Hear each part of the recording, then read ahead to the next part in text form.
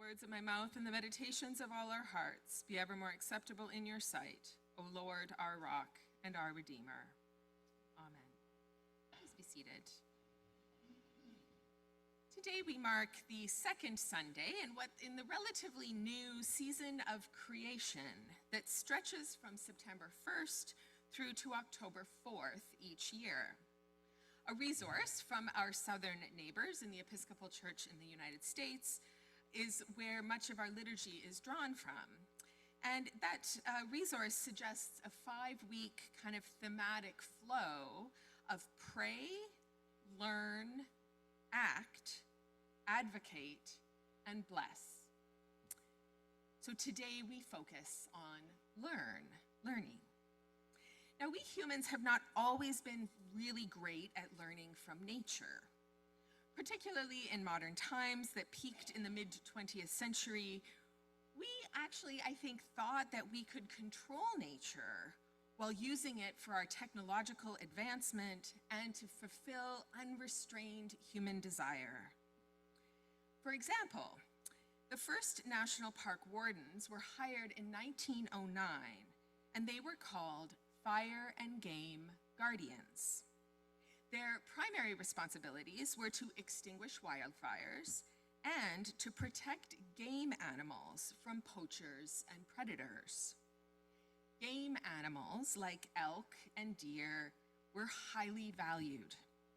Predators, on the other hand, particularly wolves, but also coyotes, cougars, eagles, and owls, they were seen as vermin to be eliminated so that the desirable game animals could thrive.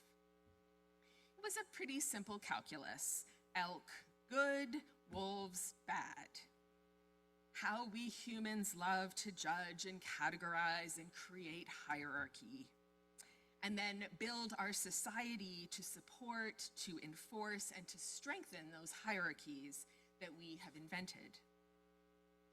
With policies like a vermin control program based on the hierarchy of elk good, wolves bad, elk flourished in mountain parks in the mid-20th century. Other creatures, unfortunately, didn't do so well. Elk food sources like aspen trees and other plants began to suffer, as did moose and deer who competed with elk for food. National Park staff eventually noticed this as kind of a problem, and to their credit, they changed course. According to Parks Canada, the elk population explosion taught park managers the vital role that predators, especially wolves, play in the ecosystem. Predator control programs ended in 1959. Now, we humans can be a little slow to learn, but with open minds and a little humility, we do get there. Of course, even when we learn and change course, change policies, change mindsets, the ecosystem still lives with the consequences of our choices and takes a little while to recover. It took over 20 years into the early 80s, for instance, before any wolves once again ventured into the area where they had been exterminated. This past Thursday afternoon, we were privileged to host a PWRDF workshop designed to further our learning about Indigenous peoples of this land. On a large map of the northern half of what was known as Turtle Island, what we now call Canada, we identified the homelands of some of the original inhabitants of this land. And after overlaying markers of our own entries into this land, we reflected on where we're at and what we're learning. During that process, we heard a small part of the 1996 report of the Royal Commission on Aboriginal Peoples that addresses, in part, the question of how we know. The need to walk on the land in order to know, it reads. It's a different approach to knowledge than the one-dimensional, literate approach to knowing. Persons schooled in a literate culture are accustomed to having all of the context they need to understand a communication embedded in the text before them. Persons taught to use all their senses to absorb every clue to interpreting a complex, dynamic reality may well smile at the illusion that words alone, stripped of complementary sound and color and texture, can convey meaning adequately. In other words, there are different ways to know. Our so-called literate culture, where words are the primary, if not the exclusive way to know, is not the only way, and may not even be the best way. So the question is, can we learn to know differently?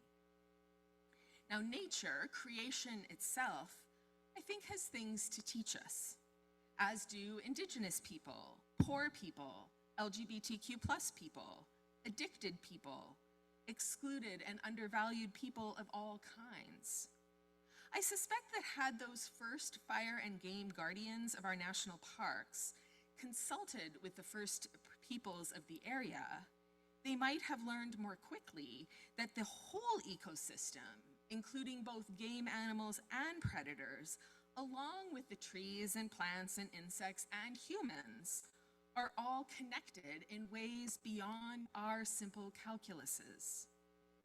And that when we impose and enforce and act on the hierarchies we have created, there are consequences across the ecosystem, including for human life and human society. Messing with one part messes with it all, not always in the ways that we want or expect. We ignore the dynamics of the whole ecosystem at our peril. This, I think, is part of the heart of climate change and the consequences of it that are increasingly apparent. In his 2015 encyclical Laudato Si, which is Latin for praised be, Pope Francis calls not just the church, but every person living on this planet to consider the whole ecosystem in caring for our common home, planet Earth. He calls us to consider the integration of human society with nature, writing, "We are not faced with two separate crises, one environmental and the other social, but rather with one complex crisis, which is both social and environmental.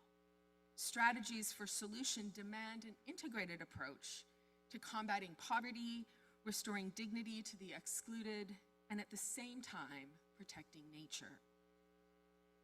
Perhaps the most important thing we can learn from nature is that it is all connected.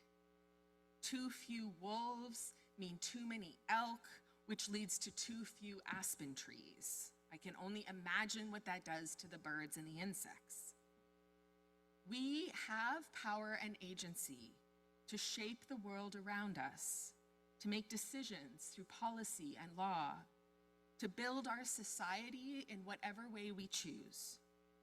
We have power and agency. It is not, however, unlimited. We're learning that in some hard ways these days through drought and fire and earthquake around the world. We humans can be a little slow to learn, but with open minds and a little humility, we can grow in knowledge that we might not have even recognized as knowledge just a generation ago. With open minds and a little humility, we can learn that there are different ways of knowing itself. With open minds and a little humility, we can make different choices to better work with the whole social and environmental ecosystems in which we dwell. And in doing so, praise the God who creates it all, who dwells here with us and with all creation, and whose spirit flows through it always.